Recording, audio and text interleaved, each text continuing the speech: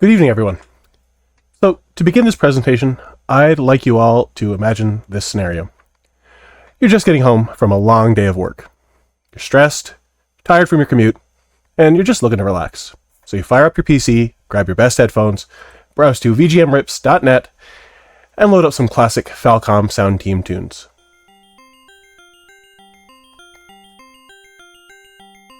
You let the FM tones of the OPN chip wash over you, and dissolve away the stresses of the day. Let's just sit back and relax and enjoy this beautiful tune for a moment, shall we?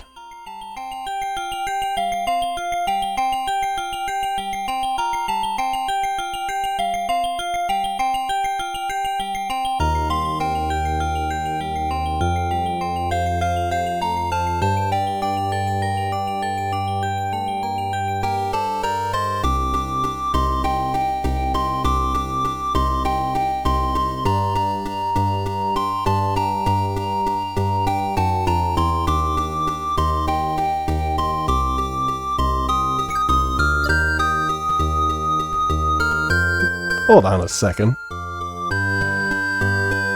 Did you catch that at the end there? Let's play that again, except this time we'll isolate one of the sound channels.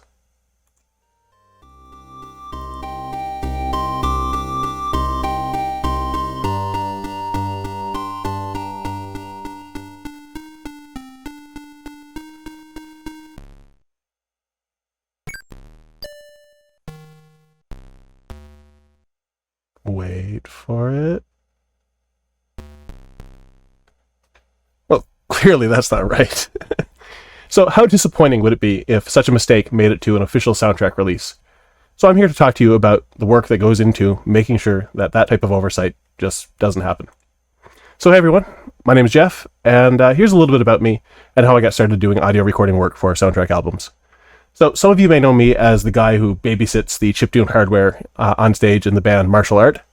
I have a bachelor's degree in electrical engineering, and I enjoy tinkering with old electronics.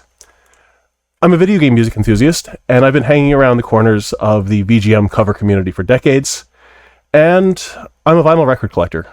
My wife likes using the word excessive a lot when talking about this hobby, but I really have no idea why. So I mentioned these credentials because they're really what let me fall ass backwards into my first VGM recording gig. I hang out in a VGM vinyl Discord, and some combination of me spouting off about the errors on past soundtrack releases and talking about my chiptune work got the attention of the Ship to Shore Phonoco record label, which led to me working on audio recordings for some of their game soundtrack album releases. And honestly, it's kind of a dream job, really. I've actually been doing it for fun practically all my life. I have memories of holding up a Play School microphone from a cassette recorder up to the TV so I could record music from the Sonic 2 sound test and listen to it on the go. So, confession, those are actually not me. Those are photos of my son that I shot last night, but I swear the story is true. So in the past few years, I've provided soundtrack recordings for about a dozen game soundtracks that have been released on vinyl and CD over the past few years on a few different labels. And there's about a dozen more or so that I've done work for that are due to be announced in the next year or so. So let's just get straight to the question posed by the title of the panel. What are you missing when listening to VGM Rips on YouTube? The short answer is, honestly, not much. Well, thanks for watching, everyone. I hope you guys enjoyed the panel. In all seriousness, though, the reality is, and I really want to make sure that I drive this point home, a lot of the classic VGM that you'll find online, on YouTube or otherwise, is perfectly okay for casual listening. I mean, there's obviously some sources that do a better job than others, but even still, I can't do anything but applaud the efforts of the individuals and communities who work to rip and archive video game music on YouTube or on dedicated sites like VGMRips.net. The work is vital for the preservation of VGM. I mean, there's so much great music that would be practically inaccessible for the average person, or even worse, completely unknown if it wasn't for the efforts of these people. All that said, though, I'd be lying if I said if I hadn't encountered issues, errors, and oversights in some of the VGM that's disseminated on YouTube. And the unfortunate reality is, in a lot of cases, the versions that are the easiest to find are often not the greatest. So if you do a YouTube search, say, for Castlevania NES soundtrack, these are the top 3 results. And I'm sure anybody who's looked for NES music on YouTube is probably familiar with the face in the thumbnail of the first result there, and the sound quality associated with it. But to make sure that everybody is on the same page, I'm going to play an audio sample for you all.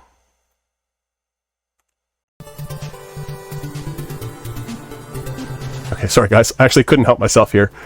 This is actually NES audio being run through a cave reverb impulse response. So here's the actual audio sample this time, and I'm going to be using clips taken from various real YouTube uploads.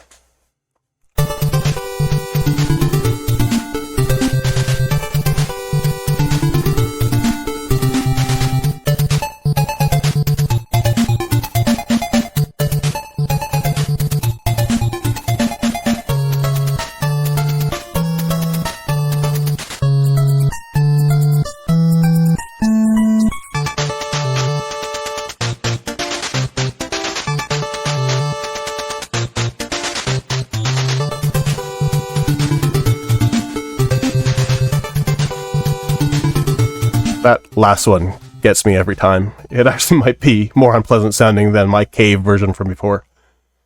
So yeah, WeGuy's 8-bit stereo is probably the lowest hanging fruit to pick when calling out the quality of VGM sources that you'd find on YouTube. And indeed, it was their audio that you heard in the first sample of that clip there. But I think it's clear that they're not even the worst offender of the 7 different uploads that were featured in that clip. And to their credit, WeGuy, aka Nico, does actually acknowledge in all of their video descriptions that these mixes do not represent the true, original, or actual stereo that the NES has, and that these are just another way of listening to the greatness of 8-bit music. But still, I'd be lying if I wasn't just a little bit disappointed that their reverb-drenched mixes are pretty consistently in the top results when searching for NES music on YouTube. So, I think this first example demonstrates one of the common issues with online sources for VGM: poor sound quality. I mean, it's not just reverb and stereo processing. Distortion and sometimes background noise are a concern here too. So how do you avoid these issues when working on audio for an official soundtrack release? You go to the source, and I like to use the original hardware that the music was produced for. So, I could probably talk for hours about this alone, so I'm going to try to be brief and boil it down to just the bare essentials here. When you're looking to record audio from old video game hardware, it's often not enough to just identify and track down the best sounding hardware variation that exists. In many cases, it's actually possible to improve the sound through hardware modifications. So by isolating and removing as many sources of noise and interference as possible, you can often obtain audio recordings that sound clearer and cleaner than what would normally be possible with an unmodified console. And in some cases, such as with a SNES or a PlayStation 1, for example, there are actually well-documented modifications that you can do that will add a direct digital audio output that's actually really well-suited for this work. With these mods, you can capture perfect bit-for-bit accurate audio completely free of all external noise. In some cases, though, more drastic mods are required.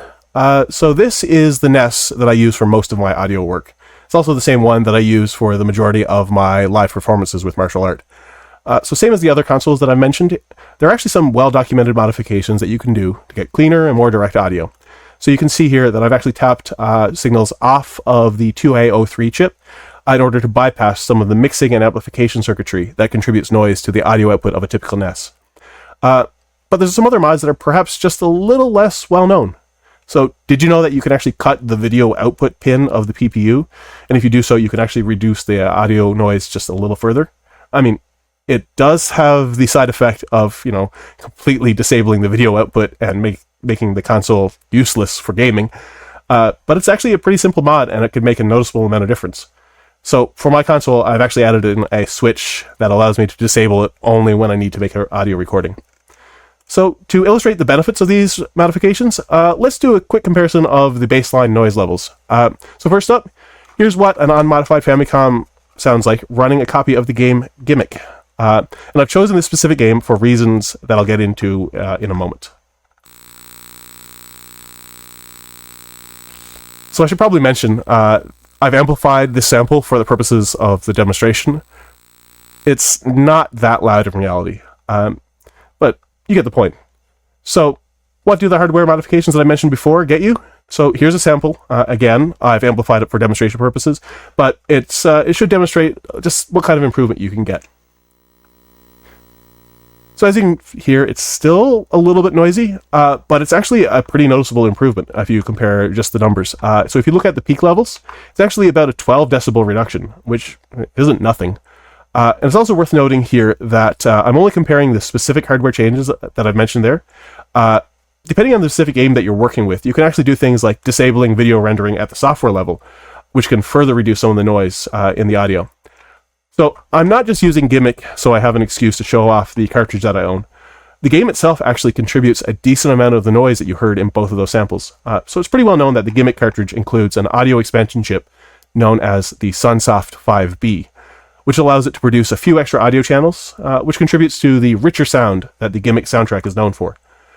But what's perhaps a little less well known is that the Sunsoft 5B chip also includes an audio amplifier circuit, which affects not just the expansion audio channels for the 5B, but the audio from the Famicom's two AO3 channels as well. So if you take a listen to the sample, above and beyond the higher noise floor, you might actually hear some compression and distortion in the audio.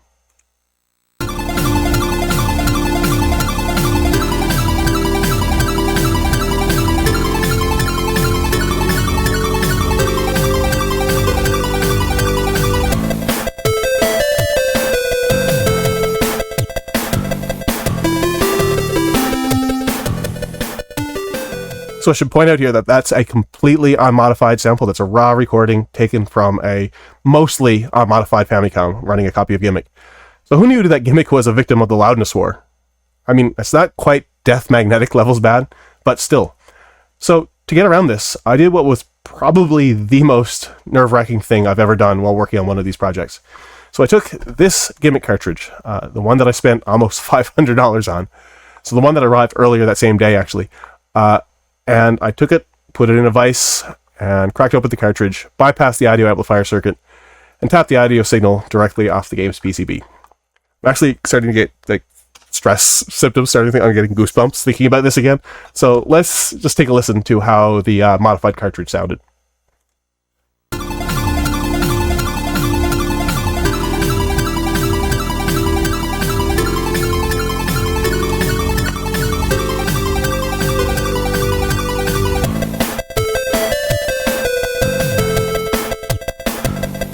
I love that song no matter how it sounds. So I'd argue that the clarity of the new recording was worth the effort, no? So I don't have the exact quote here, but according to Aaron at Ship to Shore, when Masashi Kajiyama approved the recording for the release, he said it was probably the best the soundtrack had ever sounded. Can't argue with that. So why go through all this work and risk damaging aging, expensive, and scarce hardware when emulators exist? So part of the reason is that emulator is kind of a dirty word among game companies. So part of this is the link to piracy. There's this conception that emulators in and of themselves are illegal. And there's actually an awesome GDC talk by Frank Cifaldi that I'd highly recommend watching that dives into this topic a bit further in the context of video game preservation in general. But the short version is, I've been told that companies can and will reject audio for a soundtrack album release, no matter how good it sounds, if they find out that it's sourced from an emulator. But that's only part of the story, right? I mean, there's a question that I can't really dance around here. What about the sound quality of emulation? I've actually been asked for my opinion on this a few times, and there are people out there and companies out there that hold on to the belief that emulators are inherently inaccurate. Is there any truth to that? The reality is that there's actually been a great effort to completely reverse engineer hardware and improve the accuracy of audio emulation, and the strides have been huge, especially in recent years. So off the top of my head, I think of work of folks like David at Plogue, Nuke YKT and their cycle-accurate emulators, and the progress that's been enabled by Artemio's MD Fourier project, and so on. So because of work like this, modern emulation is practically indistinguishable from the real hardware, even to the most discerning listeners. But there's no really getting around the idea, held by both some fans and copyright holders alike, that emulators are just bad. So using the real hardware as the audio source for soundtrack release just avoids any questions about accuracy. So the thing is, though, despite all the praise that I have for modern emulation, those accuracy concerns are not entirely unfounded. So here's an example to demonstrate. First up, I'm going to play a recording of the Sega Master System game Phantasy Star, played back on an authentic Japanese console with the FM sound add-on.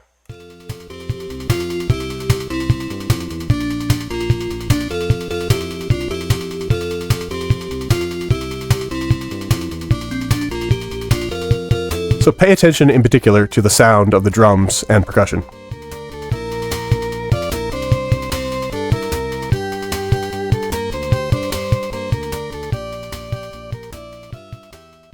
So next up, I'm going to play the same track for you, except this time sourced from an emulator.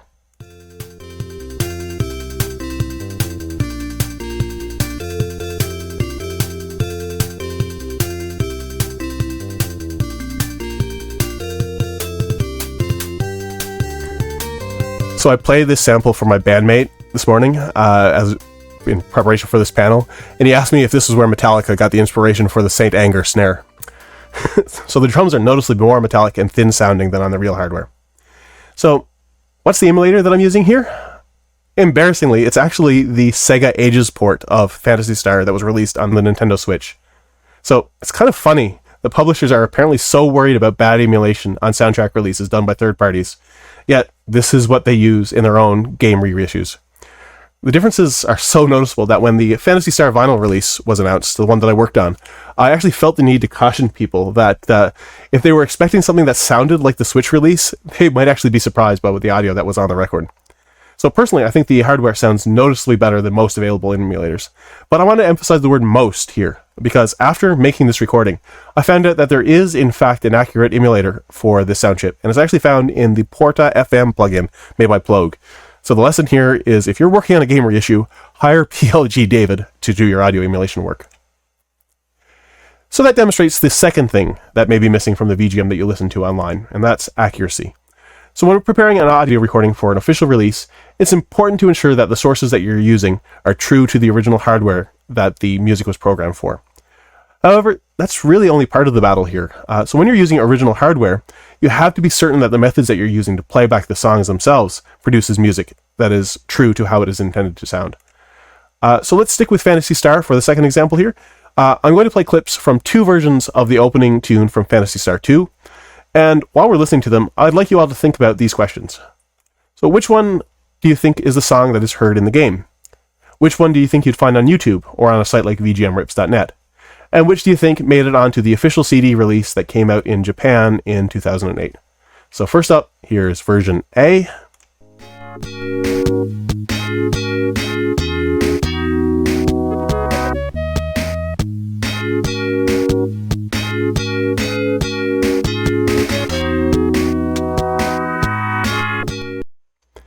And next up, version B.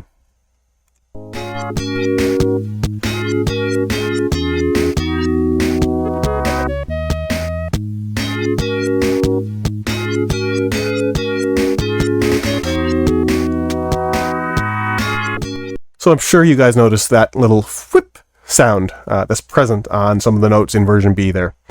So to explain what's happening here, let's talk about how I recorded the soundtrack. So Phantasy Star 2 has an in-game sound test, which is usually pretty convenient for this sort of work. There's two issues in this particular case, though. First being that the sound test isn't easily accessible through a menu or a cheat code. It's actually an NPC that you encounter midway through the game. And to make things worse, he'll only play the songs for the areas of the game that you've already been to, which renders a lot of the late game songs inaccessible. So how did I get around this? My first attempt was some trivial ROM hacking, actually. I altered the game to put the sound test at the very beginning of the game. It's literally the first door that you can access once you take control of the character. And I unlocked the full track list by default.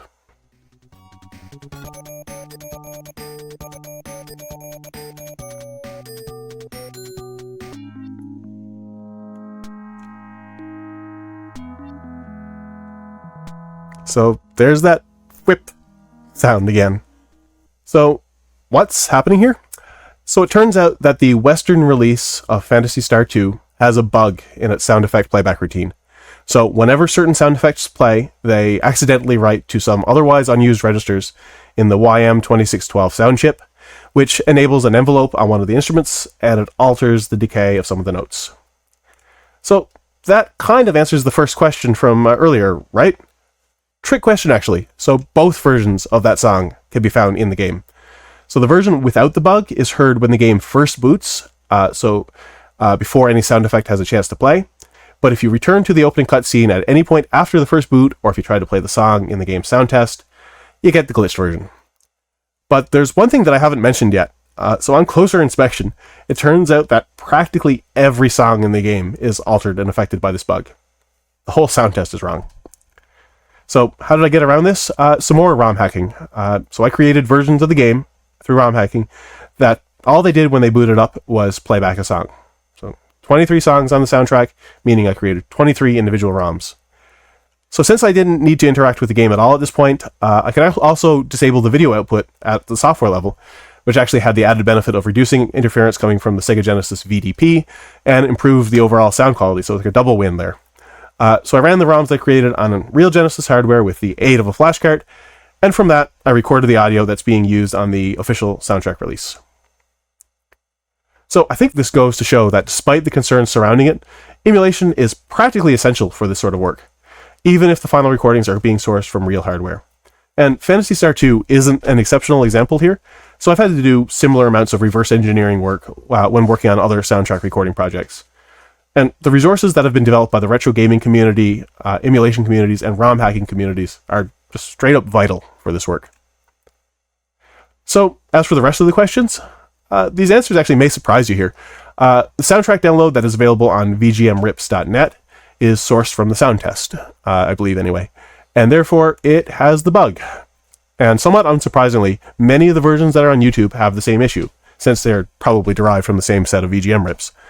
But in an interesting twist, the first YouTube result that I see anyway is actually the bug-free version, version A. And lastly, what was on the official CD release that was put out in Japan by Wavemaster a couple years ago? Yep, it's the bugged version. So I think this actually might make the Phantasy Star 2 release that I worked on the only one that has the entire Western soundtrack of the game without these glitches. So while we're talking about accuracy, now's a good time to bring up the Dragon Slayer track that we opened up with. So what was going on there?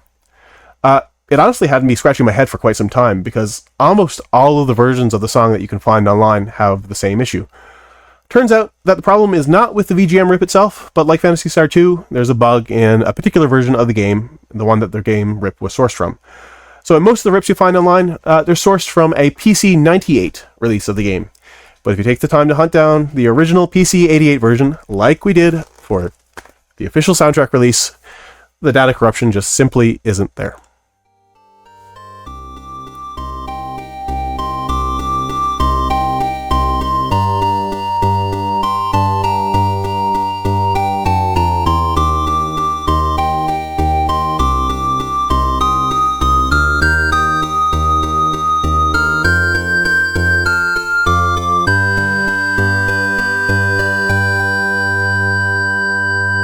That's a much more satisfying ending.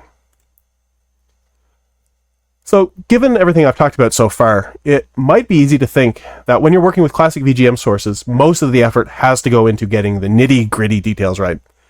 But sometimes audio problems can be staring you right in the face without you even realizing it. So as an example of that, let's talk about the introduction music from Battletoads from the NES. So first up, here's a clip that's representative of about half the sources that you'll find online.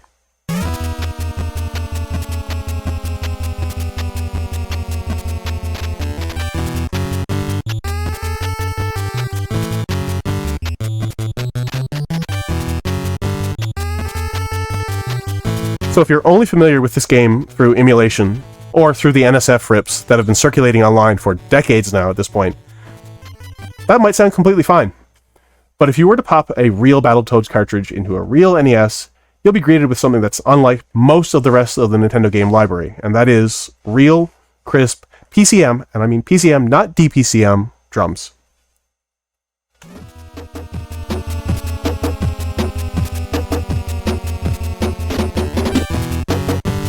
Kind of makes the first version sound empty, doesn't it?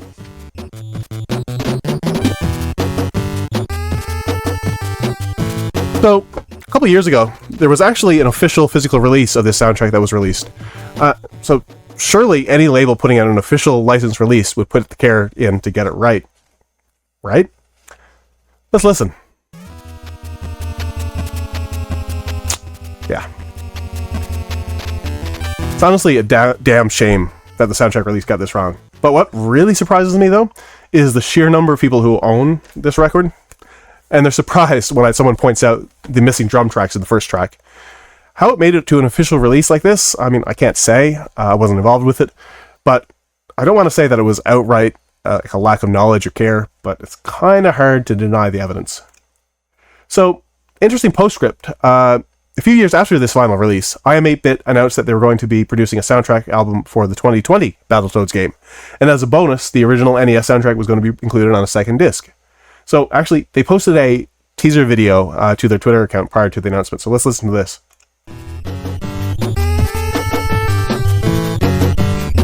The drums are there.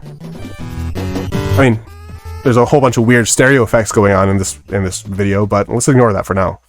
So it looks like they're making amends for their past errors, right? Here's what the new record sounds like.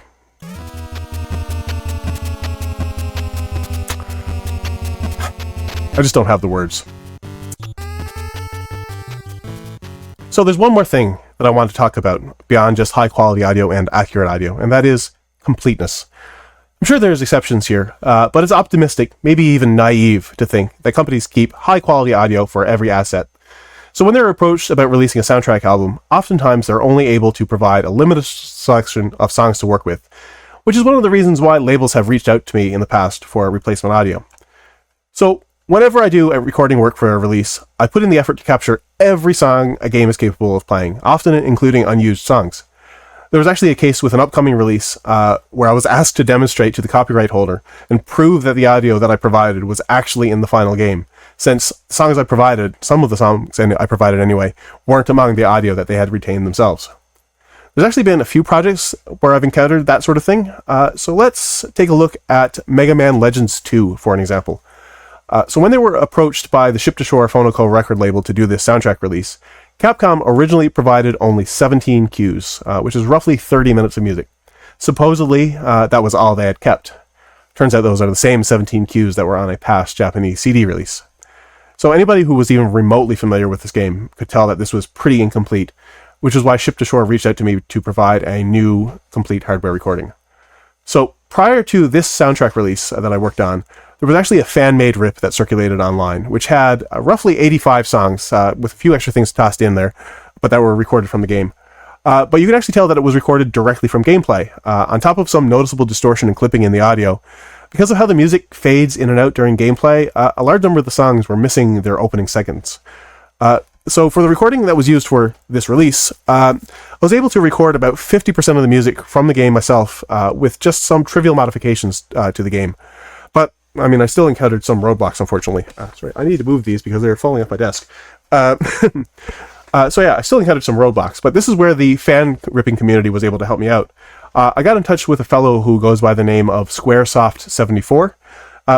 They're a PlayStation music wizard, and they're responsible for a respectable number of the PSF rips that you'll find online. So it turns out they had already started working on reverse engineering the compression format used by the game.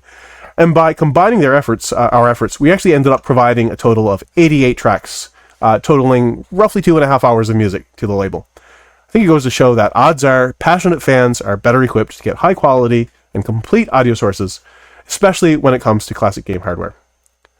The story has a bit of a bittersweet ending though, so for the final release, about an hour's worth of music could not be included.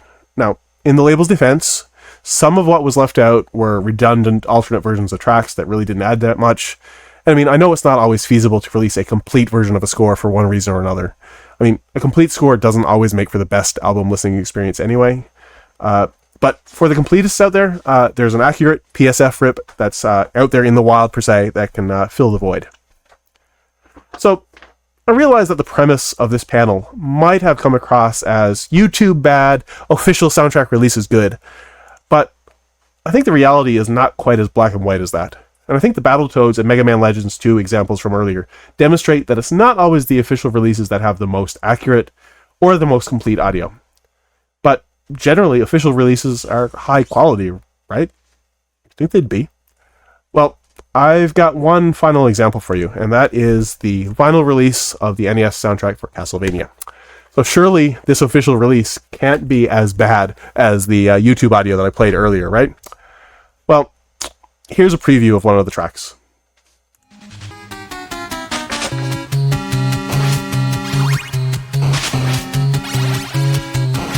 This is actually what's on this record.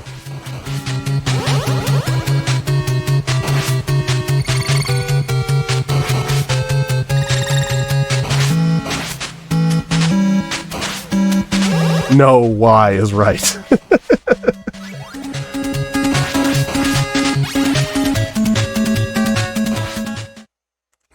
So, yeah, I think that kind of speaks for itself. I think it's a good example to demonstrate why it's worth putting in the effort to get new, high-quality recordings for soundtracks. I mean, I think it's a shame that Mondo never commissioned new recordings for this release. I mean, instead they opted to use a 25-year-old recording, same one that Konami used on a CD back in 1990. I can't imagine anybody thought it sounded good on that CD, so it baffles me that it made it to a modern vinyl reissue. I think it's just more than this, the bad sound quality here. It suggests a lack of care. And that brings me to my final point. It's not just about high-quality audio, accurate audio, or complete audio. I mean, don't get me wrong, those qualities are still pretty important, and any official release that's worth your time, energy, and money should strive to hit those targets. But I think, above all else, any VGM source, especially soundtrack releases that are official, should show respect for the music and perhaps, moreover, love for the music. And really, I think that's something that you find that isn't missing from most of the VGM that you'll find online. So, that about wraps up my panel. I see I've got a bunch of time left. I hope you guys have enjoyed this little peek behind the curtain into the effort that goes into sourcing good audio for soundtrack releases. So thanks for your time and attention, but I want to open up the floor to any questions. So if anybody in the chat has anything they want to ask me about my audio recording work or this kind of thing in general, feel free to ask now. I'll try to answer it here and now. Otherwise, we can continue chatting in the VGM Vinyl Discord. In the Vgmtogether Discord. I'm also in the VGM Vinyl Discord. So I see Jer asked, what's the best release of the Chrono Trigger soundtrack that you should listen to until the day you die? Whatever one you like the most. I can't speak to the quality of the official CD release that came out in years past. I will say that SNES emulation is generally pretty accurate. There's cases where I've recorded hardware, like my real hardware, and compared it with an emulation recording. I really can't tell the difference. Like, their emulation for SNES has been good for a really, really long time. So chances are most of the sources that you're going to find for Chrono Trigger are probably going to be sounding good. I see, someone's asking if I've worked on any MSX2 soundtracks. I would love to. I can't reveal too much. There's been a few that I've talked about with a handful of different labels. Can't really say what's in the works, but I would love to see some more MSX music, some Konami SCC stuff in particular. I think there is actually a Metal Gear 2 vinyl release that already exists. I think that was put out by Mondo, same company that did this one. I have a copy of it myself. I think it sounds better and sounds right. I can't vouch for their sources, but it's already out there. How do you have time to do this stuff and be in a band? Well, Jerry, you probably know that my band output has been relatively slow and few and far between in the last couple of years. So it's opened up a lot of time for working on this. Do I think that there's an accessibility issue on the corporate side that leads to questionable official releases? I want to say no there. And the reason being is I've actually had the privilege of working on a handful of Konami soundtracks. So the same company that produced the original soundtrack for this. And I have a little bit of an insight into what it's like working with them. I don't work with them directly. That's typically all handled by the label. But from my experience, and I think others can speak to this as well, who have produced records, generally they're pretty open to replacing their audio with good sources if you give them a just reason for it. I'm just thinking of their Sparkster release, which is one that I worked on a couple of years ago. It's actually one of the first releases that I worked on.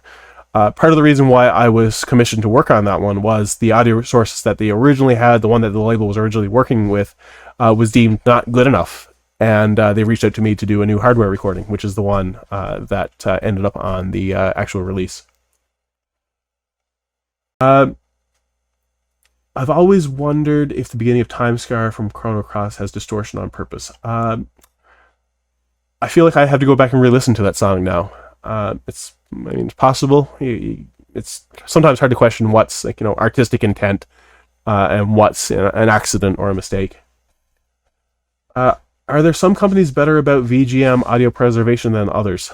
Again, it's kind of hard for me to say. I don't have a direct insight into the process. I do know from a handful of releases, from a handful of people that I've talked to who are producing vinyl records and soundtrack albums, that some companies are generally better able to provide, workable audio quality recordings that, negate the need for my work. It's really a mixed bag, though. I think it depends partially not just on the company, but on the notability of the franchise, whether or not there was a soundtrack release contemporary with the game release, all these kind of factors. Would you like to be on a podcast? Yeah, sure, I'm down. Hit me up afterwards. You can find me on Discord. I'll be in the VGMtogether Discord. Yeah, hit me up. I'm down to talk about this at length. I'm passionate about this stuff. I think you guys can tell. I don't see too many other questions, but I've still got a decent amount of time here. So one of the things that I get asked about a lot is, why does so much of my work end up on vinyl records as opposed to, say, like a CD or a digital download? And the truth is, like, I have no preference. I have no real control, though, over where the audio ends up being released. The thing is, though, vinyl records are actually, pretty popular right now, and they kind of satiate the needs of both music fans and, collectors of physical items alike, which a lot of video game collectors are like that. That and licensing for like an indeterminate amount of downloads and streaming gets just a little bit trickier and takes a little bit more work than, say, producing a finite number of physical media. So not to say that it's impossible to put a classic VGM soundtrack out on like a streaming platform or something like that, but it just takes a little bit more work on the part of the label. So if any label actually wanted to put out like a streaming release of a video game soundtrack and they need audio recordings for that, I'm down to help out. When will cassettes reign supreme over vinyl again? Funny story. Funny thing about that. So the Mega Man Legends 2 release that I showed up here, I actually don't have a copy of it, but there was a cassette release for this. And Gimmick, so one of the soundtracks that I mentioned earlier on, that's the one that I worked on the official album for. That is getting a vinyl and a cassette release. I think I would, like, of all the things I've worked on, that's one I would love to see my audio being used on a CD release. Because there are past Gimmick CD releases out there that are questionable in sound quality. But yeah, there are cassettes that are out there.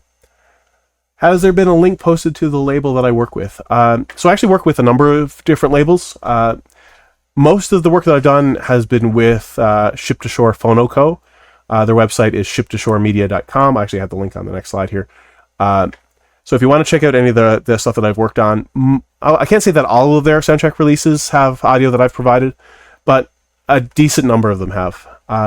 And the other label that I mentioned here is Streaming Arrow Records. I worked on the Dragon Slayer Legend of Heroes album that I opened up the presentation with. I actually worked on that one with a friend of mine by the name of Steve, aka APOC, who's a pretty well-respected video game composer in and of himself. He actually has the hardware that the audio was sourced from. I did all of the manipulation of the game to get the audio in a playable format for him, and he was the one who actually did the recording. So that was a bit of a collaborative effort. There are other releases that are in the pipeline with other labels. Unfortunately, I can't talk about them right now, thanks to 3 little letters NDA. Announcements for some of the stuff that I worked on should be following within the next year or so. There's one project in particular that I'm super excited to talk about, and I really wish I could get into it in a little bit more detail here. Due to come out, I think it's due to be announced in November of next year. We're already planning releases out like over a full year in advance right now. Super excited for that one to hit the market, because I think it actually it supplants a lot of the past releases that I've had issues with, which I'm really proud to say.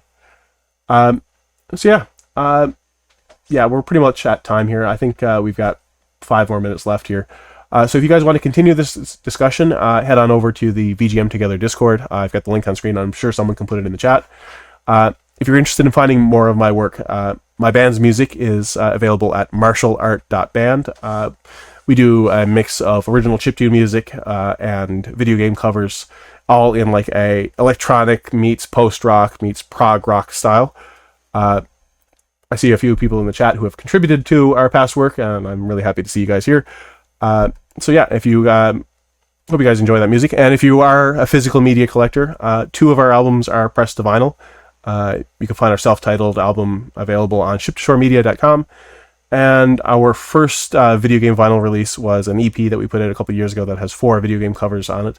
I think it's actually out of print now, but if anybody's actually looking for a copy of it, I might have a few spares somewhere back there, so feel free to hit me up and we can work something out.